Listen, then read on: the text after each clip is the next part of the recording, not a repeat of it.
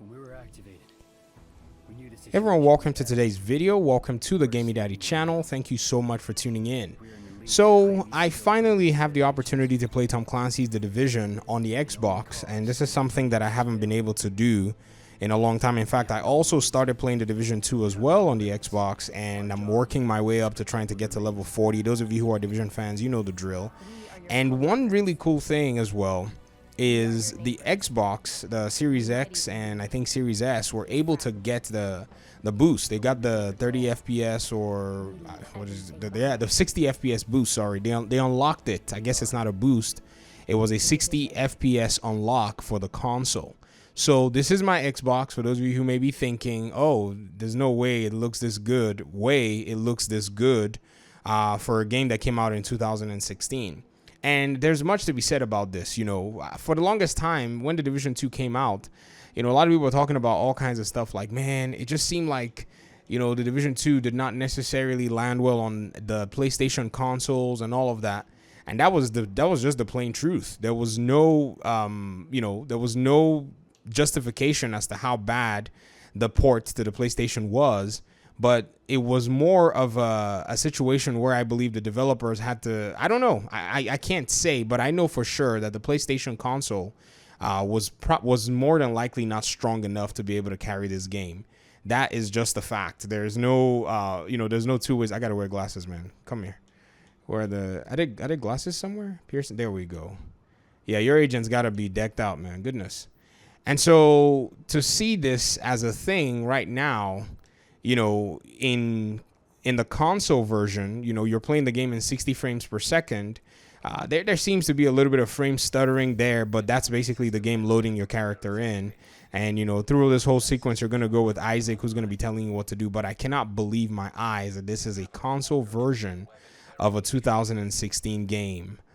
You know, the quality is just really cool. I'm just so stoked, man. Like, and I also placed an order for, I wanted a hard copy for this game, so I ordered it off of Amazon. So I had to wait for a few days. I didn't want to get I just didn't want to get the digital, and then it's going to have you shoot this thing, and then it's going to have you switch to your sidearm, and it's going to have you do that. I mean, we've played this thing so much, I can almost walk through the entire opening instructions and stuff. Yeah, and I'm getting all the Club Ubisoft stuff as well, too. But yeah, this is something that's really cool about The Division that a lot of people don't necessarily understand, that makes the game, in a gameplay sense, fun. You could whine and complain about everything that The Division has done bad, right?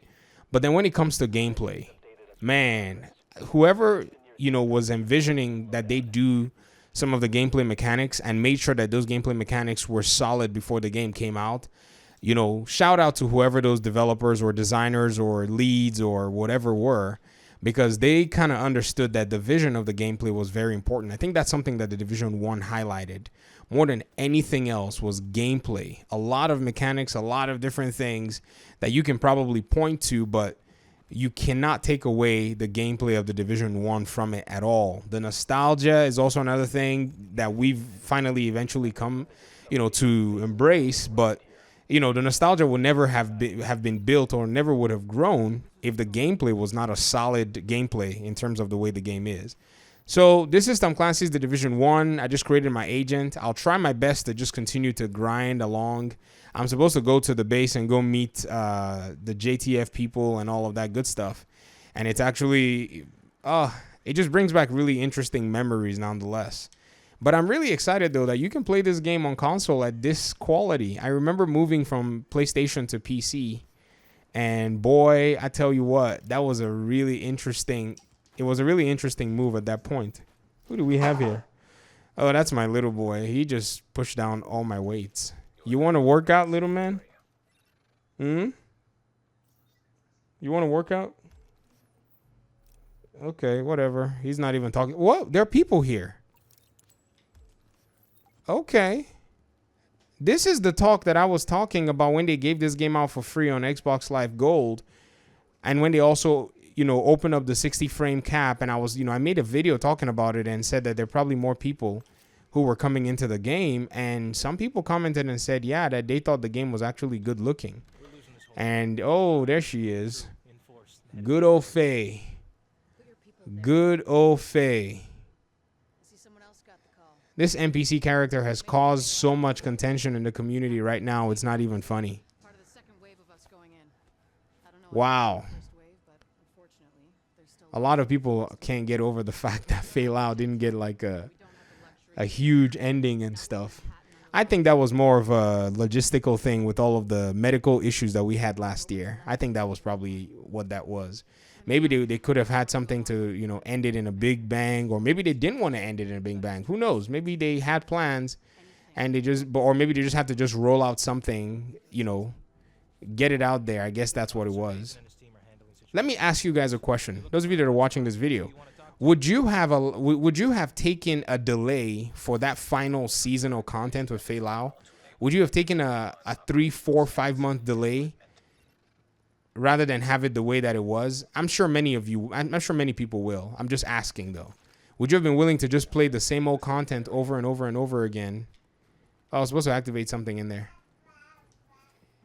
Would you have been willing to play the same content over and over again until, you know, they finally got, if they had anything, that's if. Let's just say if they had anything left for the Faye Lau thing, would you have been willing to do so? Would you have been willing to wait? Answer in the comment section if you may.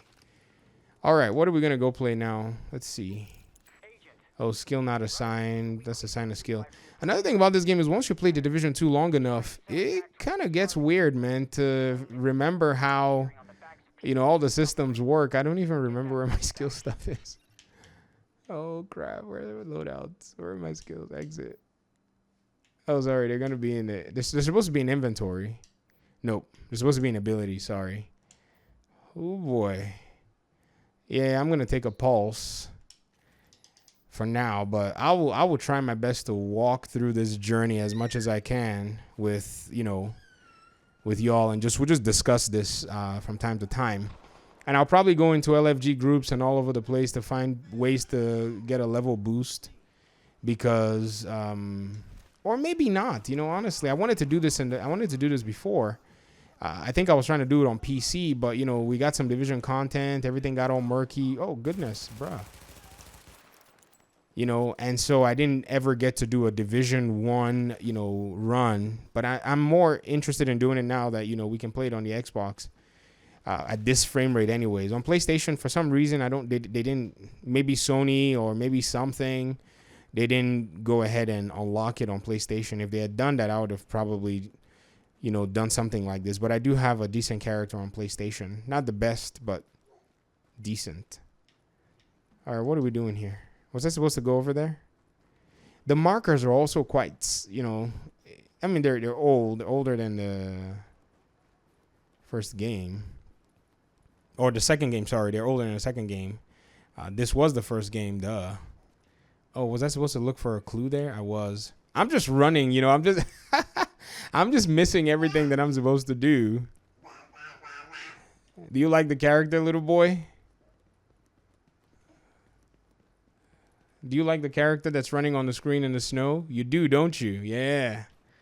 That's how your older brother was, too, when he saw it.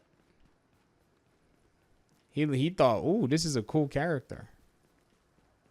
Oh, I'm missing. I have to go all the way inside again. Man, that's what you get for missing your event. So I have to do this first. And once I search him and scan him, then I can go. Okay, now I can move on to the next objective. Cool beans. My little boy is running around my office here. He likes jumping in here once I come in here, man. He thinks he's gonna be the next YouTuber. Yeah, so I got to nerd out here a little bit, folks. So there's something called event-driven gameplay.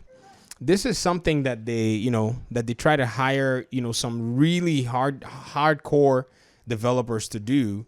And that's when you basically trigger something, you know, when you carry out a task, it triggers a main portion of development. My kid just dropped his toy. Oh my gosh. I thought something broke. It triggers a huge event. So when we scanned that guy, remember we came out here and there were no baddies here. But once we did that, that event basically triggered this next phase. So event-driven gameplay is something that a lot of development studios really like, use for their games, because these games are very big and they like programmers that can do that kind of stuff too. So it's just something to nerd out. I mean, I've been looking at job descriptions, and some job descriptions will straight out say, we're looking for a developer in this game engine, knowledge of this game engine that can do event-driven gameplay. Now, some job descriptions will ask for math knowledge and all that stuff, but it's just something I've seen in jobs, in job descriptions and stuff. Yeah, when you're a YouTuber and you're doing research, you start finding all kinds of weird stuff. All right, the first side mission. There's a gun case in here. Everybody picks up the gun case, don't we? Or maybe some of us forget it. I'm just gonna loot it. Man, some menu options in Division 2 are actually pretty cool. I like them. Division 2 has a broader menu setup. You could just equip an item. You could crush an item. Just little things that are, in my mind anyways, they work. They work. So this is a side mission if I wanted to do it. And that's that. Anyways, this video has already spanned the time limit that I want. It's already 15 minutes. And so we'll come back to the game again, hopefully soon. And I'll be really stoked to start playing some of the main missions, and we can talk through them. We can talk through level design and all of that stuff if I have any knowledge of that stuff. But thank you guys so much for engaging me, man. I really do appreciate it so much. And for those of you who are on Xbox, you can add me. It's Gamey Daddy. That's my gamer tag here. And yeah, I'll be happy to, to run missions if I'm online. I'm hardly online, just so you know. But if I am, I will run. I will run with folk. Ask everybody that that gets to run with me. I'm hardly online, but once I'm online, it is what it is. Talk to you all soon, man. Appreciate y'all. Peace out.